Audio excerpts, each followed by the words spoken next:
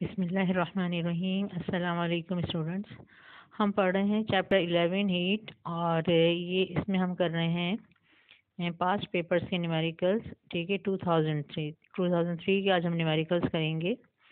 और 2003 में pre medical और प्री इंजीनियरिंग का पेपर अलग अलग होता था। तो इसमें देखिए हम प्री मेडिकल के अलग न्यूमेरिकल्स करेंगे और फिर प्री इंजीनियरिंग के अलग न्यूमेरिकल्स करेंगे।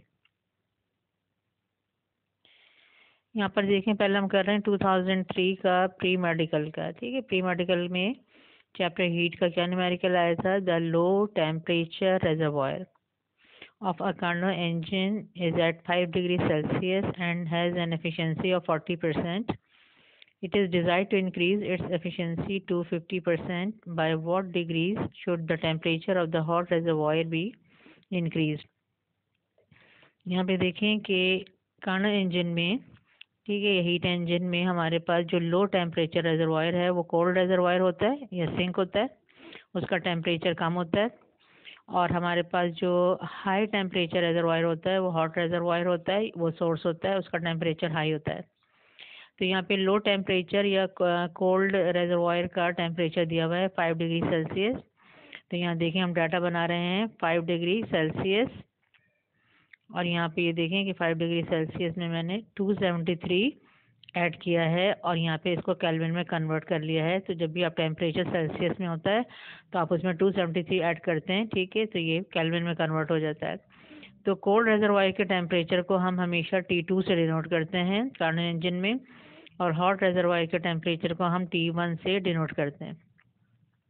अब जिस वक्त ये देखिए आपका जो टेम्परेचर है 5 डिग्री सेल्सियस है कोल्ड रेजर्वायर का, ठीक है, हॉट रिजर्वायर का हमें नहीं पता। उस वक्त इंजन की एफिशिएंसी है 40%। ठीक है, अब ये क्या चाह रहे हैं कि इंक्रीज करना चाह रहे हैं एफिशिएंसी ऑफ द इंजन। ठीक है, ये कार्नोट इंजन की, ठीक है, एफिशिएंसी इंक्रीज करना चाह रहे हैं, और कितना 40 से कितना करना चाह रहे हैं, 50% तक करना चाह रहे हैं। ठीक है, अब इसके लिए ये क्या रिक्वायरमेंट है हमारी? ठीक है, यह क्या करना है कि by what degree should the temperature of hot reservoir, ये कह रहे हैं कि हॉट रेजर्वायर जो है, ठीक है, उसका टेम्परेचर हम कितना इंक्रीज करें। ठीक है, यानी कि कितना डिग्री सेल्सियस आप इंक्रीज करें, ठीक है, कि आपकी एफिशिएंसी जो है आपकी 50% हो जाए। ठीक है, हम ये टेम्परेचर हम केल्विन में, ठीक है, कैलकुलेट करेंगे ये। तो यहाँ पे ये देखिए कि पहली हमें एफिशिएंसी दी हुई है, ठीक है, जिस पर हमारा कोल्ड रेजर्वायर का टेम्परेचर है 5 डिग्री सेल्सियस, उसको हमने, ठीक है, ईटा 1 से रिप्रेजेंट किया है। ये फर्स्ट एफिशिएंसी है, ये परसेंट में गिवन है 40%। तो सबसे पहले हम अपनी कैलकुलेशन को इजी बनाने के लिए एफिशिएंसी को डेसिमल में कन्वर्ट कर लेते हैं, और हम इसको 40 को, ठीक है, 100 से डिवाइड करेंगे तो ये हमारे पास एफिशिएंसी आ जाएगी डेसिमल में 0.4। सेकंड एफिशिएंसी जो इंक्रीज करने के बाद हमें रिक्वायर्ड है वो है हमारी 50%। इसको हम ईटा 2 से डिनोट कर रहे हैं। इसको भी हम डेसिमल में चेंज कर लेंगे, 100 से डिवाइड करेंगे, ये हो गई हमारे पास 0.5। यानी ठीक है, यानी डाटा में हमें पुट करना होगा फॉर्मूले में 0.4 और 0.5, उससे हमारी कैलकुलेशन ईजी हो जाती है। ये यहाँ पर अब देखें रिक्वायर क्या है। यहाँ पे रिक्वायर्ड है कि आपके पास जो है आप हॉट रेजर्वायर का टेम्परेचर, ठीक है, जो कि 40% पर हॉट रेजर्वायर का टेम्परेचर कितना है, T1 है ये। ठीक है, और उसको जब हमने इंक्रीज किया हॉट रेजर्वायर का टेम्परेचर, तो इंक्रीज करने के बाद कितना हो गया, T1 डैश हो गया ये। ठीक है, तो 40% पर T1 है हॉट रेजर्वायर का टेम्परेचर, और 50% एफिशिएंसी पर हॉट रेजर्वायर का टेम्परेचर है T1 डैश। तो अब ये देखिए कि हॉट रेजर्वायर का टेम्परेचर क्योंकि इंक्रीज किया है तो इसलिए T1 डैश ज़्यादा होगा किससे, T1 से। और जब हम इनको सब्ट्रैक्ट करेंगे तो हमारे पास आ जाएगा डेल्टा T, यानी कि हमने कितना, ठीक है, हॉट रेजर्वायर का टेम्परेचर इंक्रीज किया है। ये हमारी रिक्वायरमेंट है, ये हमें कैलकुलेट करना है डेल्टा T। ठीक है, यानी डिफरेंस ऑफ, ठीक है, हॉट रेजर्वायर टेम्परेचर। ठीक है, इनिशियल और फाइनल हॉट रेजर्वायर का जो टेम्परेचर है आपने उसका जो है चेंज आपको कैलकुलेट करना है। अब यहाँ देखें कि हमें जो है प्रॉब्लम में जो रिक्वायर्ड होता है, ज़्यादातर हमें क्या कह रहे होते हैं कि एफिशिएंसी इंक्रीज करना है, ठीक है, हीट इंजन की। तो इंक्रीज करने के लिए एफिशिएंसी जब भी देखें हीट इंजन की इंक्रीज की जाती है, दो तरह से इंक्रीज होती है ये। या तो हम कोल्ड रेजर्वायर का, ठीक है, जिसको हम कहते हैं लो टेम्परेचर रेजर्वायर, उसका टेम्परेचर हम डिक्रीज कर दें, यानी T2 को हम डिक्रीज कर दें। या हम जो है हॉट रेजर्वायर, ठीक है, सोर्स जो होती है जिसका टेम्परेचर हम T1 से डिनोट कर रहे हैं, ठीक है, उसका टेम्परेचर हम इंक्रीज कर दें। इन दोनों तरीक़ों से क्या होती है, एफिशिएंसी इंक्रीज होती है, ठीक है।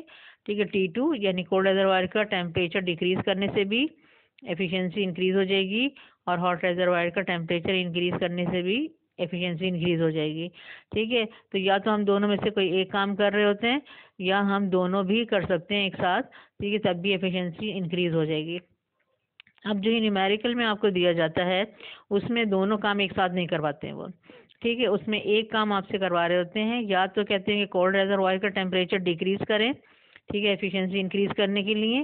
तो जब हम कोल्ड रिजर्वायर का टेम्परेचर डिक्रीज कर रहे होते हैं, उस वक्त हम हॉट रिजर्वायर का टेम्परेचर, ठीक है, चेंज नहीं करते हैं, उसको हम कांस्टेंट रखते हैं, ठीक है। ये न्यूमेरिकल में गिवन होता है, ठीक है। और अगर, ठीक है, ये कहते हैं कि आप जो है हॉट रिजर्वायर का टेम्परेचर इंक्रीज करें, ठीक है, किसके लिए, इंक्रीज करने के लिए एफिशिएंसी, तो फिर हम कोल्ड रिजर्वायर का टेम्परेचर चेंज नहीं करते हैं, उसको हम कांस्टेंट रखते हैं। तो न्यूमेरिकल में जो आपको गिवन होता है, ठीक है, उसमें एक चेंज करना होता है और दूसरे को हमें कांस्टेंट रखना होता है, यानी दोनों एफिशिएंसी के लिए वो जो है वो कांस्टेंट होगा, सेम वैल्यू होगी है, ठीक है। अब यहाँ हमारे पास जो न्यूमेरिकल है, देखें उसमें हमारे पास क्या है कि आपको क्या करना है कि हॉट रिजर्वायर का टेम्परेचर, ठीक है, इंक्रीज करना है। जब हॉट रिजर्वायर का टेम्परेचर इंक्रीज करना है, तो हम कोल्ड रिजर्वायर का जो टेम्परेचर है, ठीक है, इसको हम चेंज नहीं करेंगे। ये दोनों एफिशिएंसी के लिए 40% और 50% दोनों के लिए हमारे पास, ठीक है, इसकी वैल्यू जो है सेम रहेगी, यानी 278 केल्विन ही हम इसको लेंगे, ठीक है। अब हॉट रिजर्वायर का टेम्परेचर देखें गिवन नहीं है कि 40% पर क्या है और 50% पे क्या है।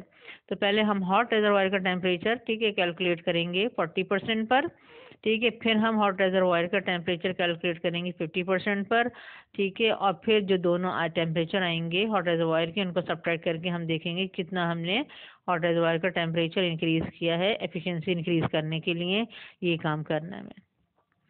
अब यहाँ देखें कि मैं यहाँ पे हम एग्जाम्पल ले रहे हैं पहले इसको समझने के लिए, कि हम ये कह रहे हैं कि अगर हम कोल्ड रिजर्वायर का टेम्परेचर डिक्रीज करें तो उससे भी एफिशिएंसी इंक्रीज हो जाती है, और हॉट रिजर्वायर का इंक्रीज करें तब भी एफिशिएंसी इंक्रीज हो जाती है। तो हम फॉर एग्जांपल हम ले रहे हैं कि ये हॉट रिजर्वायर है, ठीक है, इसका जो है ये एग्जांपल है, ये न्यूमेरिकल का डाटा नहीं है, ठीक है। तो इसमें हम ये ले रहे हैं हॉट रिजर्वायर का टेम्परेचर है 500 केल्विन, ठीक है, और कोल्ड रिजर्वायर का टेम्परेचर है 400 केल्विन, ठीक है। अब हम एफिशिएंसी कैलकुलेट करना है, इसका फॉर्मूला होता है in terms of temperature 1 minus T2 upon T1। T2 आपका, ठीक है, ये 400 पुट किया है मैंने, T1 पुट किया मैंने 500। 400 को आपने 500 से डिवाइड किया तो ये आपके पास आ जाएगा 0.8, ठीक है। 1 में से, ठीक है, माइनस करेंगे 0.8, आपके पास आएगा 0.2। ये एफिशिएंसी आ रही है हमारे पास डेसिमल में, इसको हमने चेंज करना है परसेंट में, 100 से मल्टीप्लाई कर दिया मैंने, ये एफिशिएंसी आ गई परसेंट में। 20% एफिशिएंसी है, ठीक है। 20% कब है कि जब टेम्परेचर जो है T1 500 है, यानी हॉट रिजर्वायर का 500 है, और T2 यानी कोल्ड रिजर्वायर का टेम्परेचर 400 है। अब हम इसको चेंज करके देखते हैं एफिशिएंसी इंक्रीज हो रही है या नहीं हो रही है, ठीक है। तो पहले हम क्या कर रहे हैं, पहले हमने क्या किया है कि देखें कोल्ड रिजर्वायर के टेम्परेचर को मैंने डिक्रीज किया है, 400 था, मैंने इसको क्या कर दिया 300 कर दिया। अब जब मैं इसको चेंज कर रही हूँ तो मैं इसको चेंज नहीं कर रही हूँ, ठीक है, यानी T1 हमने कांस्टेंट रखा, T1 पहले भी 500 था, अभी मैं 500 ले रही हूँ। अब मैं इन दोनों टेम्परेचर से दोबारा एफिशिएंसी कैलकुलेट करूँगी, ठीक है, वही फार्मूला लेंगे 1 माइनस T2 अपॉन T1। तो यहाँ पे हमारे पास देखें क्या आएगा, T2 आपके पास 300 है, T1 500 है। अब आप इसको जब डिवाइड करेंगे 0.6 आएगा, 1 में से 0.6 माइनस करेंगे 0.4 आएगा। डेसिमल है आपके पास, ठीक है, परसेंट में कन्वर्ट करने के लिए 100 से मल्टीप्लाई किया 40%। तो ये देखिए कोल्ड रिजर्वायर का टेम्परेचर डिक्रीज करने से क्या हुआ, एफिशिएंसी इंक्रीज हो गई। पहले कितनी थी 20%, अब आ गई 40%, ठीक है। ये हमने देख लिया इसका इफेक्ट।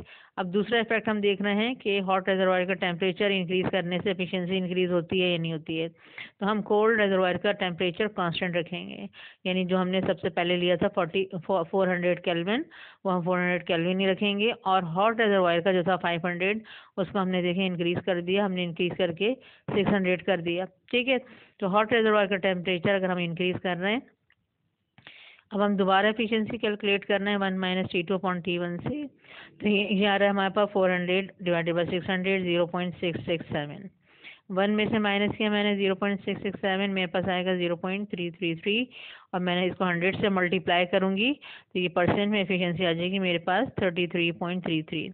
यानी कि हॉट रिजर्वायर का टेम्परेचर इंक्रीज़ करने से भी एफिशिएंसी इंक्रीज़ हो गई है। 20% थी इनिशियली और अब कितनी आ रही है हमारे पास 33.3। तो ये हमने देख लिया दोनों का इफेक्ट, ठीक है, कि कोल्ड रिजर्वायर का टेम्परेचर डिक्रीज़ करने से भी एफिशिएंसी इंक्रीज़ हो जाती है और हॉट रिजर्वायर का टेम्परेचर, ठीक है, इंक्रीज़ करने से भी एफिशिएंसी इंक्रीज़ हो जाती है ये, ठीक है। अब हमारे पास हम चलते हैं अपने सॉल्यूशन की तरफ, ठीक है। यानी हमारा जो न्यूमेरिकल है उसमें आपने क्या करना है, सबसे पहले आपने क्या किया था, डाटा बनाया था, ठीक है। ये हमने डाटा बना लिया था। कोल्ड रिजर्वायर का टेम्परेचर हमारा 505 था, हमने इसको केल्विन में कन्वर्ट कर लिया 278, ठीक है। फर्स्ट एफिशिएंसी 40%, इसको हमने चेंज कर लिया डेसिमल में 0.4। सेकंड एफिशिएंसी 50%, इसको मैंने कन्वर्ट कर लिया डेसिमल में 0.5। और अब हमें कैलकुलेट करना है T1, ठीक है। T1 कौन सा टेम्परेचर होगा 40% एफिशिएंसी पर, और T1 डैश क्या होगा 0.5, ठीक है, एफिशिएंसी पर। ये होगा हॉट रिजर्वायर का टेम्परेचर है, ठीक है। अब इसके बाद जो समझ लें कि ये चीज़ है, ये मैंने आपको एक्सप्लेन करने के लिए, ठीक है, बताई है। तो ये आप, ठीक है, न्यूमेरिकल में ये आपको नहीं करना है, ठीक है। ये वाला पेज आपको नहीं करना है, ठीक है, ये आपको नहीं करना है, ये नहीं करना है आपको,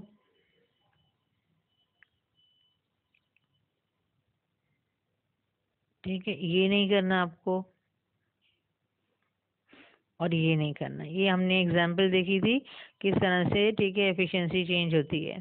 तो ये बीच में से, ठीक है, हमें स्किप करना है। डाटा लिखने के बाद अब हम किस पे आएंगे, इसके बाद हम आ जाएंगे इस सॉल्यूशन पर।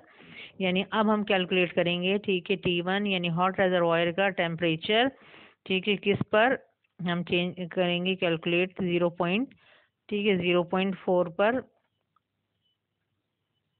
0.4 पर हम कैलकुलेट कर रहे हैं हॉट रिजर्वायर का टेम्परेचर। तो 0.4 एफिशिएंसी पुट की मैंने, ठीक है। Temperature of cold reservoir 278 put किया। T1 हमें कैलकुलेट करना है। अब ये जो पूरी चीज़ है, ठीक है, -278 अपॉन T1, ठीक है, इसको मैं इधर लेके जाऊंगी तो ये पॉजिटिव हो जाएगा, और ये 0.4 है प्लस, इसको हम इस साइड पे लेके आएंगे तो ये नेगेटिव हो जाएगा। तो यहाँ पे मेरे पास आ जाएगा 278, ठीक है, over T1 is equal to 1 minus 0.4।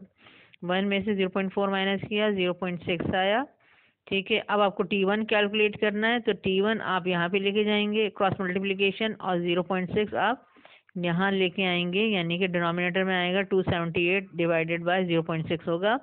जब डिवाइड करेंगे हमारे पास आया 463.33, और ये केल्विन में आ रहा है क्योंकि हमने T2 जो है वो केल्विन में लिया है। तो ये हमारे पास हॉट रिजर्वायर का टेम्परेचर आ गया, ठीक है, किस एफिशिएंसी पर, 40% एफिशिएंसी पर।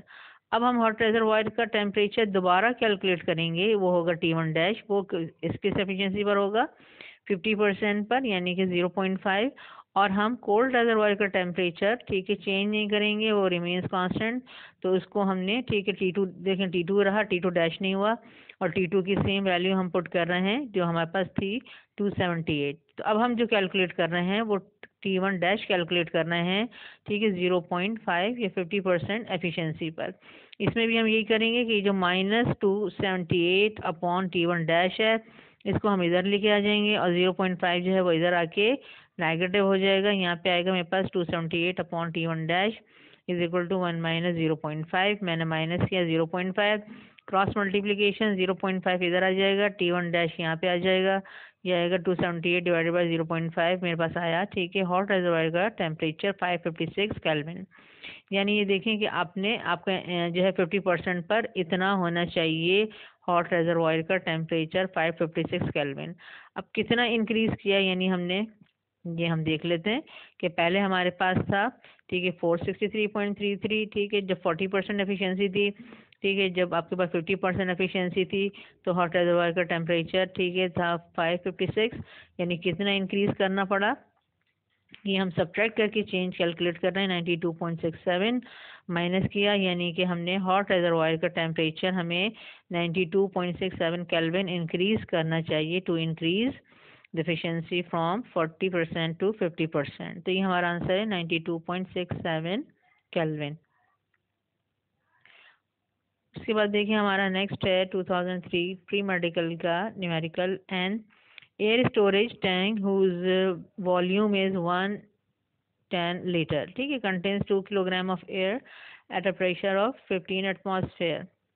यानी आपके पास एक टैंक है, ठीक है, और उस टैंक में हमारे पास, ठीक है, उसका टैंक का वॉल्यूम कितना है 110 लीटर। उस टैंक में हमारे पास कितनी एयर है 2 किलोग्राम। और उस एयर की वजह से जो टैंक पे प्रेशर है इनर साइड पर, ठीक है, वो हमारे पास है 15 एटमॉस्फेयर।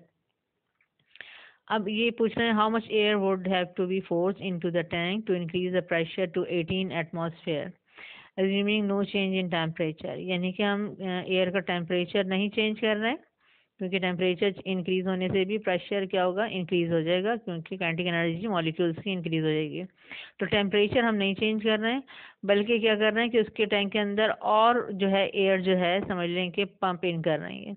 जब और अंदर एयर जो है हम डालेंगे तो क्या होगा, एयर जब ज़्यादा हो जाएगी तो उस ज़्यादा एयर की वजह से भी, ठीक है, एयर टैंक पे प्रेशर जो है इंक्रीज हो जाएगा। तब ये कह रहे हैं कि कितनी अंदर एयर जो है हम इनको इंसर्ट करें या फोर्स करें या अंदर डालें हम, कि हमारा प्रेशर 15 से कितना इंक्रीज हो जाए, 18 एटमॉस्फेयर हो जाएगी। ठीक है, तो आपको ये मालूम करना है। अब यहाँ पर ये देखिए कि वही सेम टैंक है पहले जो, अब जिसमें आपने 15 एटमॉस्फेयर था प्रेशर और 2 किलोग्राम एयर थी, और जब हमने, ठीक है, एयर इंक्रीज की है और 18 एटमॉस्फेयर हो गया है प्रेशर, ठीक है, तो टैंक जो है सेम हमारे पास है, टैंक का साइज इंक्रीज नहीं हुआ है। तो टैंक का वॉल्यूम जो है हमारे पास फॉर बोथ प्रेशर्स, यानी कि इनिशियल एंड फाइनल प्रेशर, हमारे पास टैंक का वॉल्यूम जो है वो सेम रहेगा। तो टैंक का जो इनिशियल वॉल्यूम है V1 और फाइनल जो है यानी कि फाइनल स्टेट पर जो वॉल्यूम है, ठीक है, V2, वो दोनों हमारे पास सेम है 110 लीटर, ठीक है, ये हमारे पास वॉल्यूम इज कांस्टेंट। ठीक है, ये तो यानी V1 V2 जो है इक्वल है 110 लिख लें, या V1 V2 is equal to V लिख लें और हम V पुट कर देंगे फॉर्मूले में। ठीक है, तो या 110 लिख के पुट कर देंगे या V पुट कर देंगे। अब ये देखें कि हमारे पास हम कौन सा फॉर्मूला करेंगे। डाटा हमने बना लिया कि इनिशियल फाइनल वॉल्यूम हमारा टैंक का सेम है, ठीक है, V1 is equal to V2। उसके बाद हमें मास दिया हुआ है इनिशियली, ठीक है, कि हमारे पास जब प्रेशर था 15 एटमॉस्फेयर, उस वक्त कितनी एयर थी, ठीक है, टैंक के अंदर 2 किलोग्राम, ठीक है, वो हम मास M1, ठीक है, हम डिनोट कर रहे हैं, M1 था एयर का मास, ठीक है, 2 किलोग्राम, ठीक है, व्हेन प्रेशर इज 15 एटमॉस्फेयर। इस 15 एटमॉस्फेयर को हम डिनोट कर रहे हैं P1 से।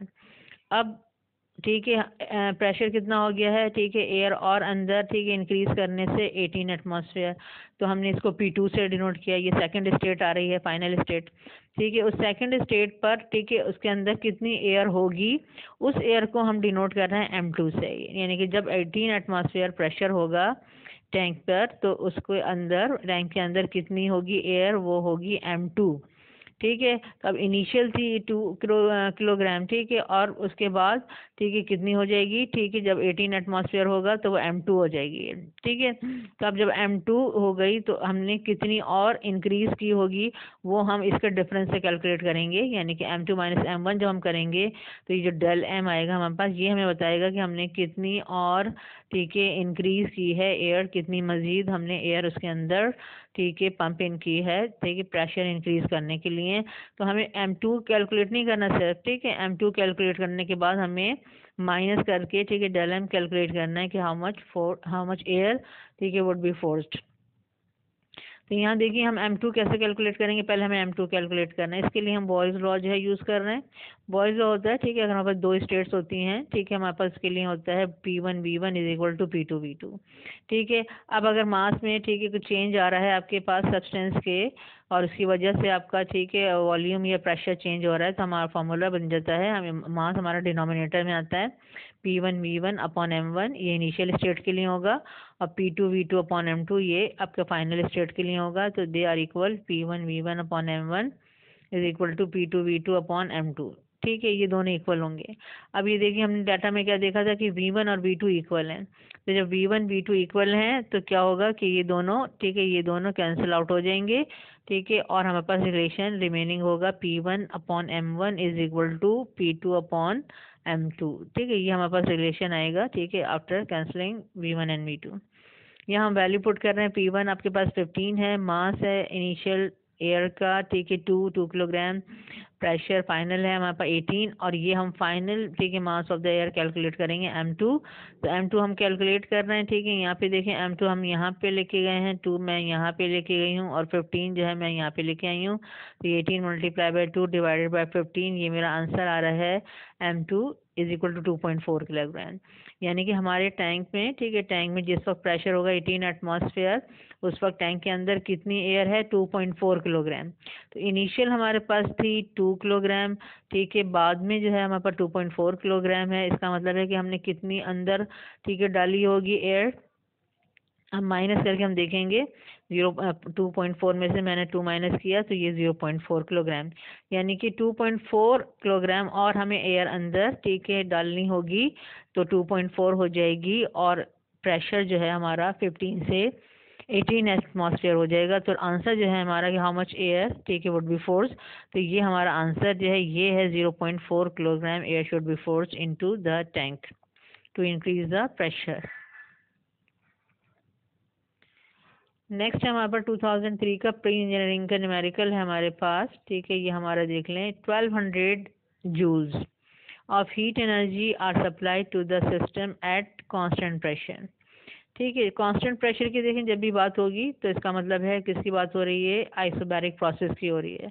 तो कांस्टेंट प्रेशर यानी आइसोबैरिक प्रोसेस में आपको पता है कि क्या होता है कि हमारे पास एक सिलेंडर होता है, हमारे पास एक सिलेंडर होता है, और इसमें हमारे पास एक पर पिस्टन होता है यहाँ पे, ठीक है, हमारे पास अंदर, ठीक है, कोई भी आपके पास गैस है, और यहाँ पर आप क्या कर रहे हैं कि आप हीट सप्लाई कर रहे हैं, ठीक है। अब जब आपने हीट सप्लाई की है, ठीक है, जितनी हीट सप्लाई करते हैं उसको हम डेल क्यू से रिप्रेजेंट करते हैं। ये तो आपने हीट सप्लाई की, जब हीट सप्लाई करते हैं तो उसका पार्ट ऑफ द हीट जो है आपकी हीट एनर्जी वो यूज़ होती है टू मूव द पिस्टन, ठीक है, अपवर्ड, ठीक है, पिस्टन अपवर्ड मूव होता है, और अपवर्ड मूव होने का मतलब है कि यहाँ पे वर्क हो रहा है, work done by the system. और दूसरा क्या होता है कि अंदर टेम्परेचर ऑफ द, ठीक है, गैस इंक्रीज हो जाता है, या इंटरनल एनर्जी जो है इंक्रीज हो जाती है, ठीक है। तो दोनों काम हो रहे होते हैं कांस्टेंट प्रेशर पर, हमारे पास वर्क डन भी हो रहा होता है, इंटरनल एनर्जी भी इंक्रीज हो रही होती है ये। तो यहाँ पर अब ये देखें कि हम क्या करेंगे, यहाँ पे हम डाटा बनाएंगे कि सबसे पहले हमें दिया हुआ है कि 1200 जूल्स ऑफ हीट एनर्जी, ठीक है, सप्लाई की है, ठीक है। इसको डेल क्यू से हम रिप्रेजेंट कर रहे हैं, ठीक है। कांस्टेंट प्रेशर है, प्रेशर जो है हम पी से रिप्रेजेंट करेंगे, प्रेशर इज कांस्टेंट। और इंटरनल एनर्जी जो है ये हमारे पास इंक्रीज हुई है, यानी कि डेल यू जो है हमारे पास 750 जूल है, ठीक है। यू जो है आपके पास इंटरनल एनर्जी होती है, इनिशियल इंटरनल एनर्जी U1 होती है, फाइनल होती है U2, और जो चेंज इन इंटरनल एनर्जी होता है, ठीक है, वो होता है डेल यू, ठीक है। तो इंटरनल एनर्जी जब इंक्रीज होती है तो आपका डेल यू पॉजिटिव होता है, ये हमारे पास 750 जूल इंक्रीज हो गई इंटरनल एनर्जी। उसके बाद देखें कि वर्क डन हुआ है, तो वर्क डन का मतलब है कि वॉल्यूम भी इंक्रीज हुआ है, तो वॉल्यूम जो इंक्रीज हुआ है वो है 4.5 मीटर क्यूब। तो ये हमारे पास जो है ये आपके पास इंक्रीज इन वॉल्यूम है या चेंज इन वॉल्यूम है 4.5 मीटर क्यूब डेल वी, ठीक है, 4.5 मीटर क्यूब।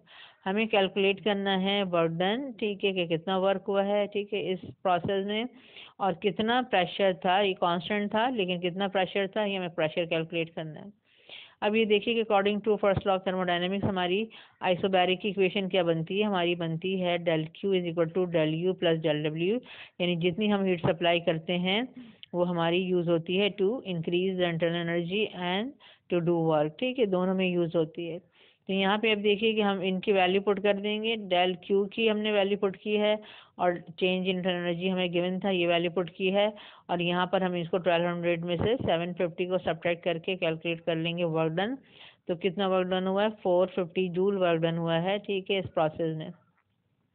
अब हमें कैलकुलेट करना है प्रेशर, तो प्रेशर के लिए हम देखें वो इक्वेशन दोबारा भी हम यूज़ कर सकते हैं, ठीक है, और हम इस तरह से सिंपली डायरेक्ट भी हम कैलकुलेट कर सकते हैं। वर्क डन का फॉर्मूला होता है पी डेल वी, ठीक है, हमारे पास जो हमने आइसोबैरिक प्रोसेस में कैलकुलेट किया था, ठीक है, फार्मूला आया था प्रेशर और इनटू चेंज इन वॉल्यूम, ठीक है। तो चेंज इन वॉल्यूम को अगर आप प्रेशर से मल्टीप्लाई करें तो हमारे पास वर्क डन आता है। यहाँ से हम प्रेशर कैलकुलेट करेंगे, वर्क डन हमने देखेंगे कैलकुलेट कर लिया 450, और डेल बी हमें गिवन था 4.5। तो यहाँ पर अब ये देखिए कि आपने वर्क डन पुट किया है, ठीक है, और डेल वी पुट किया 4.5।